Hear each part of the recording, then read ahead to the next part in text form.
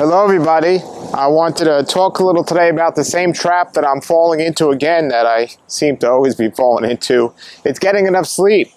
I want to get 8 hours of sleep at night, but life is just getting busy and I'm so excited about getting my stuff done and making these videos and doing everything else that I just don't always have the time to get enough sleep. And this is why it's so important to eat raw foods, because there's no way I can do what I do with the amount of energy I'm using on a regular basis if I was not eating the way I eat. Because the heavier the food you eat, or the more food you eat, the more energy it takes. More energy is used in a process of digestion than any other function of the human body.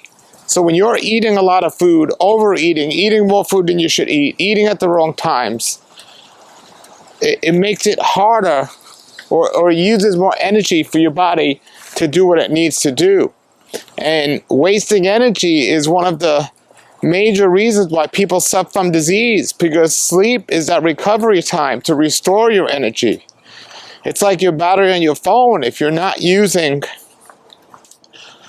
a lot of your phone, your battery, you're not draining it, you don't have to recharge it as long.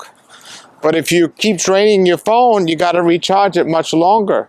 And this is what people are doing when they're overeating or even eating foods they shouldn't be eating.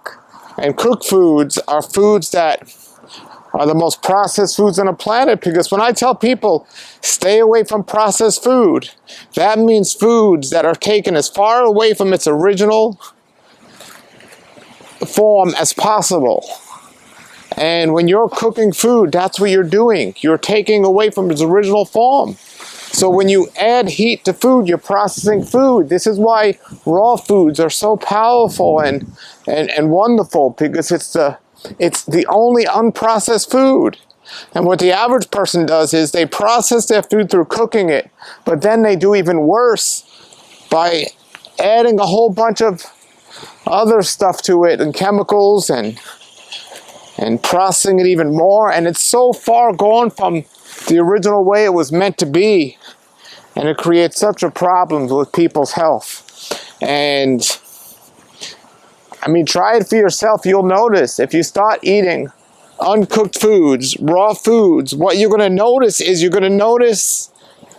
not going to be as tired. If you're addicted to coffee and you need caffeine, you're not going to need it, because your body's not using that amount of energy. You're just not getting tired the way you would if you eating cooked foods. So there's so many benefits to raw food. But myself, getting back to my thing, I still like to sleep 8 hours a night. But it's a challenge. But now the challenge is, see, I did one good thing, is I'm not using an alarm clock.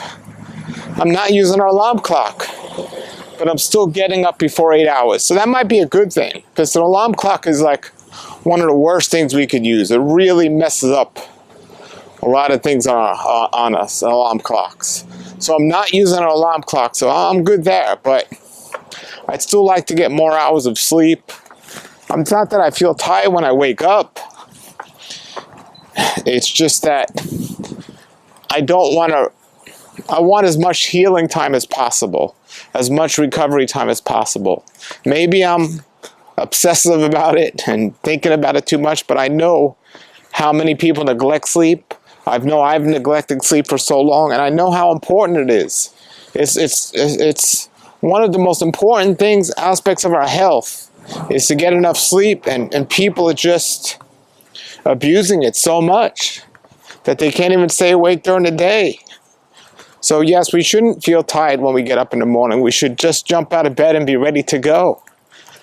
But at the same time, we should just feel, we should get the amount of sleep that we do need. And there's simply not enough time to get the amount of sleep we need on a regular basis. And if people are going to keep eating the standard American diet, the standard processed foods, the cooked foods.